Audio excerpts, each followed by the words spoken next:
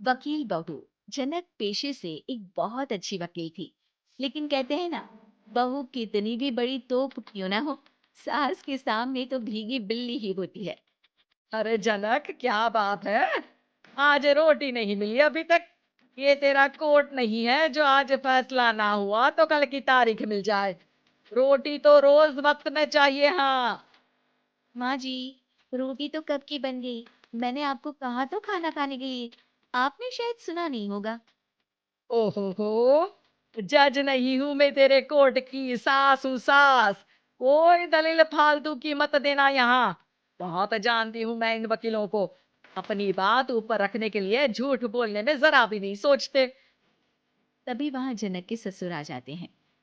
अरे भाग्यवान, क्यों बेचारी के काम को कोसती रहती है हमेशा। मैं भी तो था वहां जब ये आई थी तुझे रोटी खाने को बुलाने के लिए। सास को तो अब गुस्सा आ जाता है कि कैसे किसी ने बहू की साइड ले ली। अरे वाह जी वाह, वो तो मैं जानती थी कि कोई ना कोई गवाह तो ये पेश कर ही देगी। पर मैं तो अब सीधा खाना खाकर सोने जाऊंगी। मुझे आदत नहीं है किसी से बहसा बहसी करने की। पता नहीं कैसे ये वकील इतना दिमाग लगाकर खुद तो झूठ बोलते ही है, साथ में झूठे गवाह भी ले आते हैं। जनक को सास के ताने सुनने की अब आदत सी पड़ जाती। एक दिन जनक वकील की ड्रेस पर काला कोट पहनकर कोर्ट के लिए निकल ही रही होती है कि अरे कहाँ चली काला कौवा बनकर? टोक दिया ना। अब कोर्ट तो वकील वाली ड्रेस पहनकर ही जाऊंगी ना। वाह भाई वाह, दामिनी तो मैंने भी देखी है। सन्नी पाजी ने ऐसा ही कोट पहना था और कहा था कि तारीख पर तारीख, तारीख पर तारीख। मतलब कि कोई बात करनी है तो बोलिए, वरना वक्त नहीं है मेरे पास खराब करने के लिए। अरे पता नहीं तुझ में क्या देखा मेरे बेटे ने, सारा दिन वकीलों वाली बहस करती है, भोली भाली सास के साथ। अच्छा सुन, जो इतनी बहस मेरे आगे करती है ना, जरा अपने बॉस से कर ले, जो 1 साल भी ना हुए तेरी शादी को और काले कपड़े पहना दिए। अंदर जा और लाल कोट पहन कर आ, पता तो चले कि नई नवेली शादी हुई है। अरे माँ जी, कोर्ट में मेरा बॉस क्या करेगा? ये तो पूरे देश की ड्रेस है वकीलों के लिए। लेकिन सास तो ठहरी सास। अच्छा, तो कोई जरूरत नहीं है 2-4 साल कोर्ट जाने की। शादी थोड़ी पुरानी हो जाए तब इजाजत दे दूंगी मैं तुझे काले कपड़े पहनने की। अब क्या था, मन मारकर जनक को लाल रंग का कोट पहनकर कोर्ट जाना पड़ता है। उसकी जाने के बाद आहा, बढ़िया, ये पूरे देश की ड्रेस की बात करने वाली। अरे पहना दिया ना लाल कोट। अब सास आए दिन या तो जनक को उसके काम का ताना देती, या फिर उसका काम छुड़वा देने की धमकी। तंग आकर एक दिन जनक पति से कहती है, मैं सोच रही हूँ कि कोर्ट जाना बंद ही कर दूं। अरे क्यों यार, इतना अच्छा करियर है, क्यों छोड़ने की सोच रही हो? अरे लाल रंग का कोट पहनकर जाना पड़ता है। हर बात पर सास ताना देती है कि वकील तेज होते हैं, सवाल जवाब करते हैं, झूठी दलीलें देते हैं। अरे तो ठीक है ना, वो जो कहती है अपनी समझ से कहती है, लेकिन तुमको तो पता है ना कि सच्चाई क्या है। जनक को पति की बात से हौसला मिलता है कि तभी घर पर कुछ लोग आ जाते हैं। अरे ये पंच साहब कैसे आना हुआ? अरे भाई साहब, सुना है कि आपकी बहू वकील है। तभी वहाँ सास आ जाती है। हाँ है तो, लेकिन क्या हुआ, फिर कहीं बहस कराई क्या? अरे हम तो खुद दुखी है उसके व्यवहार से। अरे भाभी जी, आपको तो पूरा मोहल्ला जानता है कि आप कितना बोलती है।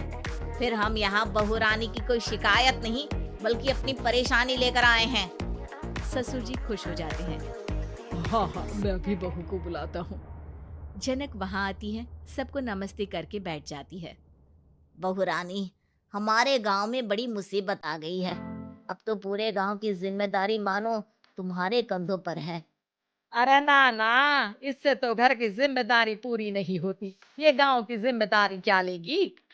भाभी जी, आप चुप हो जाओ। यहाँ पढ़े लिखे लोगों की बात हो रही है। आप जाओ, जरा रसोई से सबके लिए चाय लेकर आओ।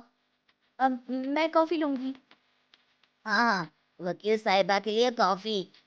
सास सर पैर सब पटक कर वहां से निकल जाती है। बहू, गांव में पानी नहीं आ रहा है, पड़ोसी राज्य ने हमारा पानी रोक रखा है। इसका मामला तो बड़े कोर्ट में चलेगा पंच जी, लेकिन ऐसा क्यों? वो राज्य हम लोगों से पानी के पैसे मांग रहा है। अब आधे गांव में पानी की सप्लाई खत्म हो गई है बहुरानी। अच्छा पंच साहब, बात गांव की है तो मैं जरूर केस लड़ूंगी। यहाँ एक बार फिर सास की एंट्री हो जाती है। अरे वाह जी वाह, ये काम करवा लो, आप हमारी बहू से बहुत अच्छा करती है। मैं हूँ सीधी सादी सास। इस लड़की ने कैसे लड़ लड़ कर मुझे साइड कर रखा है, ये तो अब आपको पता चल ही जाएगा।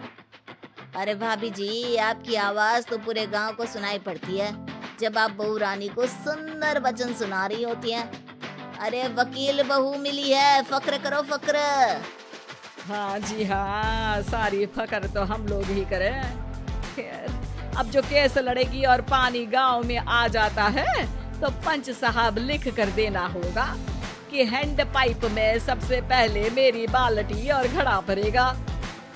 अरे फिर तो हम बहू रानी के नाम पर घर पर ही सप्लाई दे देंगे, लेकिन ये इतना आसान नहीं है। बहू, गांव के पास अभी वकील करने की भी पैसे नहीं है तो। अरे पंच साहब, ये मेरे गांव का मामला है, मैं आपसे एक भी पैसा नहीं लूंगी। सास को बहू की बात पर गुस्सा आ जाता है, लेकिन सबके जाने के बाद झनक मन लगाकर गांव की परेशानियों को दूर करने में लग जाती है। और वो दिन भी आता है कि झनक केस जीत जाती है। अरे आज तो प्लम्बर आकर घर तक पाइप लगा गया है। खुश हो जाओ, मेरे कारण तुम लोगों को घर के अंदर ही पानी मिल जाएगा।